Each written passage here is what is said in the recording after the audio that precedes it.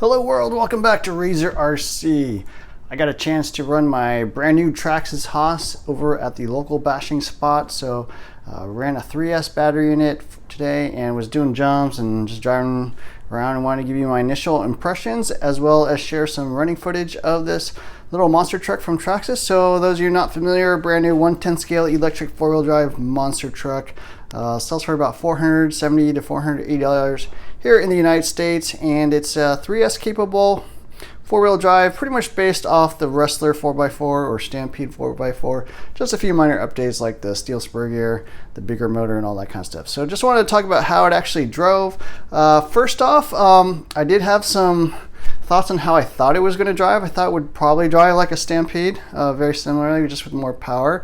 So I just kind of want to go over that. First off, the motor, this 2400 kV 36 by 70 millimeter motor from the Max. It is a torque monster. Definitely a lot of low end grunt, a lot more than a regular Valenian type system. So this feels, very it's not fast in terms of top speed, but it's very, very grunty. So definitely when you pull the throttle, the thing just rips. It's nice and pretty powerful. The shocks themselves pretty much drive like a Stampede. I did get a ton of chassis slap here in the rear. Looking at the tune, it looks like maybe they just threw the Wrestler 4x4 tune on here. So it is a different vehicle, so I'm kind of surprised the way they set this thing up. But I am doing some tuning to try to get to jump a little bit better. Definitely kind of drives a little on the flat side, so not so much set up for big air and that kind of thing. So I'm definitely working on that. Steering wise, yeah, this servo is really, really slow and weak.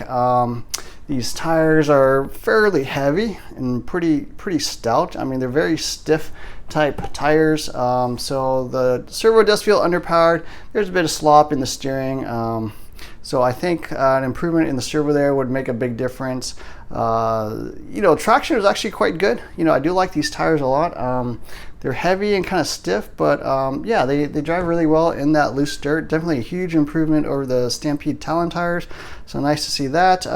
Durability wise, I was kind of nervous because I know what the limitations of a Stampede 4x4 or /4x4 are, and it's not super high. I was really worried about these shocks, maybe the drive shafts, maybe the bumpers or the body, but actually that all held up really well. Nothing wrong with the shocks. The shock caps did not pop off or anything. The shock shafts did not bend. So that's nice to see. Even on some really nasty landings, like on one corner or something, nothing really broke. Although I did have one breakage, and I'll get to that at the end. But yeah, so my overall impressions, it does drive like a Stampede. It is a little bit bigger, so a little bit easier to drive. The suspension tuning was on the softer side, so definitely needs some work stiffening up the rear. The damping actually doesn't feel too bad. 30 weight front and rear, I think, is the stock setup, but probably need some suspension tuning here in the rear. I do have one diff that is leaking here on the front, so that's pretty common on these diffs. They're not super sturdy. I did use the self-righting feature a little bit, so that was hard on the diffs, but not super surprised that front diff is leaking a bit. And then the one problem I had was actually the battery strap. So it comes with this battery strap, a 26 millimeter battery strap, and according to the website, it says it comes with a 35 millimeter battery strap also in the box included, but it was not in mine, so I did not have the other battery strap. And so my 3S battery here, really doesn't fit properly because this is meant for a 2S battery. So I threw that in, and you can actually flip it around and get to sort of work, but it's really not quite right because it comes in at this weird angle here and doesn't fit properly in here. So I did run it like this, but I did have the battery pop out a few times because this thing it's not really locked in properly. So that was an issue. And then the main issue is actually the screw holding down this battery strap did break, so that is a problem. The TRX4 battery strap is similar, so I just grabbed that extra screw and that extra mount out of my TRX4 so I could basically fix it while I'm waiting on parts. But talking to Traxxas, they thought it did not come with a different battery strap.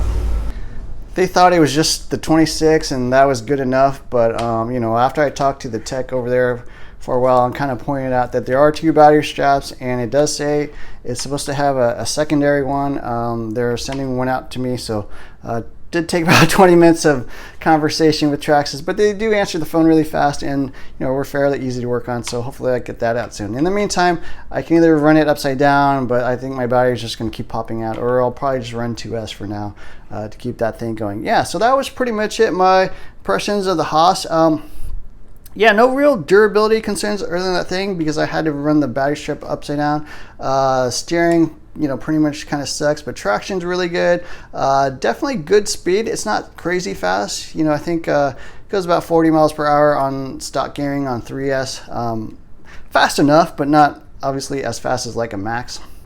So even with that Max motor, it is obviously slower. I was cringing a lot every time I crashed this thing, but nothing really broke, even on some really bad landings. So pretty happy with it overall. The body did not fall off or anything like that. So yeah, it was fun little first test, and yeah, enjoy this running footage. Definitely make sure you hit the subscribe button, the add notifications button. Look for more videos soon.